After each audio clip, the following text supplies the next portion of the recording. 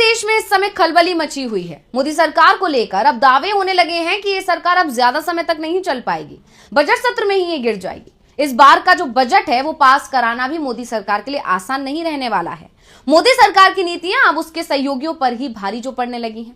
मोदी सरकार पहले से ही दो बैसाखियों पर चलने वाली सरकार कही जा रही है, जिसमें एक नायडू और दूसरा नीतीश कुमार है। नीतीश कुमार के बारे में तो यहां तक दावे हो रहे हैं कि वो बजट सत्र से पहले ही पलटी मार लेंगे। वो इस समय दिल्ली में है, पीएम और बीजेपी के अध्यक्ष से मिले हैं, बीजेपी की हाईकमान को भरोसा दे रहे हैं कि सब दिन साथ रहेंगे। ऐसा ही वादा 2 साल पहले भी बीजेपी के साथ कर रहे थे। शाम को अमित शाह से बातचीत कर दावा कर रहे थे कि हम एनडीए में रहेंगे, लेकिन सुबह पाला बदल गए। नीतीश के लिए सबसे ज्यादा जरूरी पार्टी बचाना है और पार्टी 2022 में संकट में आई, तब नीतीश ने पाला बदला था और अब एक बार फिर पार्टी संकट में दिख रही है। संकट महाराष्ट्र और आंध्र प्रदेश में भी दिखाई दे रहा है। तो क्यों मोदी सरकार के 6 महीने में ही गिरने के किए जा रहे हैं दावे? क्या मोदी सरकार जाने वाली है? केंद्र में मोदी राज समाप्त होने वाला है? 11 साल तक चला एनडीए का शासन अब मुश्किल में है। आखिर ऐसा क्यों हो रहा है? सबसे पहले हम आपको लोकसभा का गणित समझाते हैं।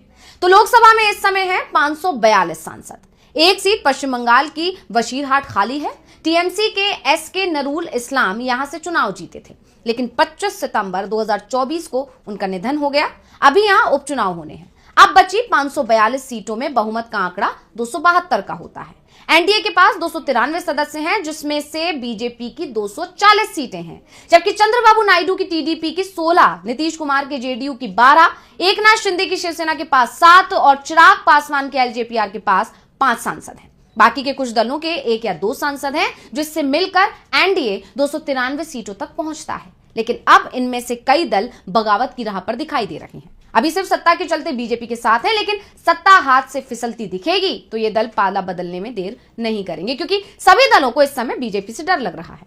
ये डर 2 तरफा है। पहला, अगर साथ छोड़ा तो ईडी के छापे शुरू हो जाएंगे, लेकिन बीजेपी के साथ रहे तो पार्टी ही खत्म हो जाएगी।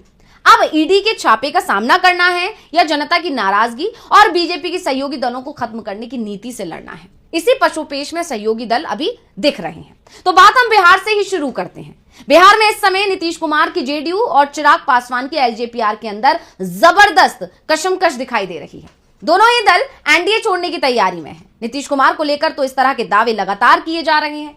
2020 में चिराग पासवान भले ही बीजेपी के साथ और नीतीश के खिलाफ थे, लेकिन अब वो बीजेपी के खिलाफ और नीतीश के साथ दिखाई दे रहे हैं।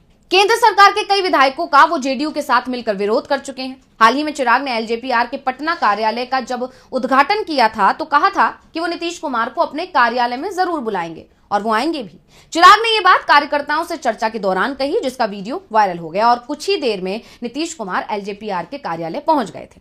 यानी साफ है, बिहार में नीतीश ही नहीं, चिराग पासवान भी एनडीए छोड़ने की तैयारी में है। नीतीश और चिराग दोनों की परेशानी ये है कि अगर बीजेपी के साथ रहते हैं तो उनकी पार्टी ही खत्म हो सकती है। जिस तरह से बीजेपी बिहार में अपनी चलाने की कोशिश कर रही है, उससे ये दोनों ही नेता नाराज हैं। चिराग पासवान बिहार में दलितों के बड़े नेता हैं, लेकिन जिस तरह से डॉक्टर अंबेडकर पर अमित शाह ने टिप्पणी की और माफी मांगने से इनकार कर दिया, उसके बाद चिराग पासवान के सामने संकट खड़ा हो गया है, क्योंकि शाह के बयान से दलितों में जबरदस्त गुस्सा दिखाई दे रहा है। यानी बीजेपी के साथ रहने का मतलब है कि जेडीयू को पूरी तरह से समाप्त कर लेना। अब इस बीच बिहार में जिस तरह से छात्रों का आंदोलन शुरू हुआ है, उनके निशाने पर भी बीजेपी ही दिखाई दे रही है, क्योंकि मोदी सरकार पर ये आरोप तो पहले से ही लगते रहे हैं कि वो हर संस्थान का निजीकरण कर रही है। सरकारी संस्थानों को अडानी जैसे उद्योगपतियों को सौंप रही है, जिससे नौकरियां कम होती जा रही हैं और लोगों को नौकरी नहीं देनी पड़े, इसलिए भर्ती परीक्षाओं के पेपर लीक कर दिए जाते हैं। बिहार में 17 महीने महागठबंधन की सरकार रही और इस दौरान लगभग हर विभाग में भर्ती हुई, पेपर कहीं लीक नहीं हुआ, कोई शिकायत नहीं हुई। लेकिन एनडीए की सरकार आने के बाद कोई भी भर्ती ऐसी नहीं हुई जिसका पेपर लीक होने के आरोप सरकार पर ना लगे हों। साफ है, बीजेपी के साथ नीतीश रहेंगे तो छात्रों का गुस्सा भी उन्हें सहन करना होगा। इसके बाद ये कहा जा रहा है कि नीतीश कुमार ने बड़ा फैसला ले लिया है, लेकिन खरमास के चलते वो इसका ऐलान नहीं कर रहे हैं। जो हालत नीतीश कुमार की है वो ही चंद्रबाबू नायडू की दिखाई दे रही है। एक तरफ चंद्रबाबू नायडू राज्य में अल्पसंख्यकों के लिए नई योजनाएं लाने की तैयारी में है, तो बीजेपी की केंद्र सरकार मुसलमानों को दिए जाने वाले आरक्षण का विरोध कर रही है। आंध्र प्रदेश को विशेष राज्य का दर्जा और आर्थिक मदद भी इसलिए नहीं दी जा रही है क्योंकि अब वहां बीजेपी की स्थिति बहुत मजबूत नहीं है। दूसरा, चुनाव भी वहां नहीं होने हैं।